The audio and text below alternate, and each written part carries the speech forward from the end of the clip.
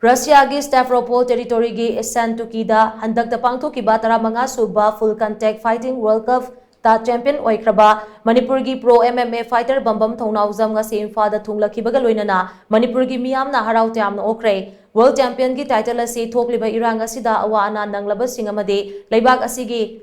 Kanaba Hotnariba Ireicha singi mafamda Kathokle haina Bambam Thounaojam na phongdorakli tha asigi ani dagi ahum fauba Russia's Stavropol territory gi Santukida pangthokpa World Championship aduda Bambam Thounaojam na yumbu oiriba Russiagi fighter Gusenopu yamna lakchana second kharagi manungda maithiba piduna World Champion oikibani World Champion oiraklaba Bambam Thounaojam na ngasi Imphal Bir Tikandrazit International Airport ta numidang wairam pung mangarom taba duaida Imphal da thunglaki mahakna Imphal da hek thunglabaga mahaki Leikai gi club Top Youth Club Nongpal pana apun baluf ki thomi sing amadi Aztecs Fight Studio gi official Singda taramna okay World Champion oirakraba Bambam Thounaojam na hai World Champion oirakpa se nungaiba fawi Russia da championship ase saru yaba chanaba konabada awaba kya mayoknaki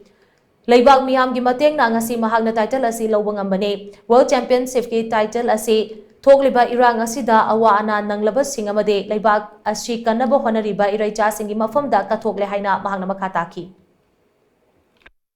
Tasena yam nungai aidi tasena mayam gi mateng audagi tasena ai oja gi mateng ai gi jingi founder punama ki mateng dagi ai si chatpa ngamjabane ahamadi yam usdira wet on bachang mo khop moi ga khoiga yam khene chaw bade khop dagi adagi yam handana tasena ai hek chang ga moi gi chiliba kanu dun sai nang chi sanaba ngamgadra moi gi experience loi leiba fighter ngakte khar naudong male khop male kari experience lei yam hange event amaga chamane tasena na mayam na wina ubirije kanona Olympic na recognize toba aide Olympic chanba national game chanba adugumba event ngak toina yamna ille tasina MMA je yam sokpa game adigi mam pa na adigi sananing dabagi mong angone yam thengnare adu awaba jatna chamana ba miyengda yengbiba aduga makoida aide Olympic recognize toba recognize game oba makoida phangyo khudong chaba do khoi MMA je pibiyo na simding haijani ngasi mai pa phangam jaba je aina yang yawbung ngam jaga ju aina ngasi phangai ba achievement je mayamda ngasi awana tarabasing odagi maruina ai lan kano Leibak ngai ba sinawsingda ai kathoksari Championship asida Bambam gi coach oikiba moirang them joichan hai Championship asi yawbang ngamnaba honabada awaba kya mayoknaki MMA haiba masana asi ngasidi malem asida yamna pamnaba mo oirakli Russia dadi masana asi aduki matek Pamnaba ma oibata natana shanaroi kya puthokpa ngamle Russia na dominate toba masana asida Manipur macha amana yumbu oiriba Leibak ki sanaroi maithiba piduna World Champion oirakpa haiba si singthaningai oiba amani masana asi iramdam asigi leihauga yamna chanaba ama oibana masana asi yokhanaba honasi haina mahakna makhataki mayam di khanai MMA se angangai hoi tournament chalure halle adum swai luisan bagi waloi leibo ko adubu atop area haitare ko tonga mayam no sungu udrebe area ma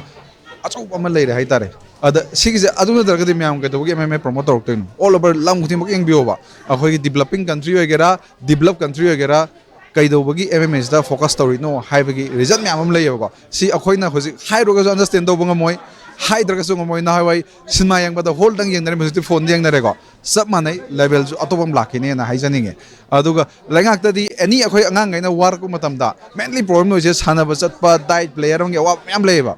masana even example bamam na bukta ma trainer oidana super oidana mayam honna jara tawine sigumbada awa ana ta ba mayam se khara yeng haninge kai moi kai noma akhoi ndi khangre du changobna tarmina kai do bu ya ga tang khana bi ba phai hayeng medal lora ka da kano to akhoi gi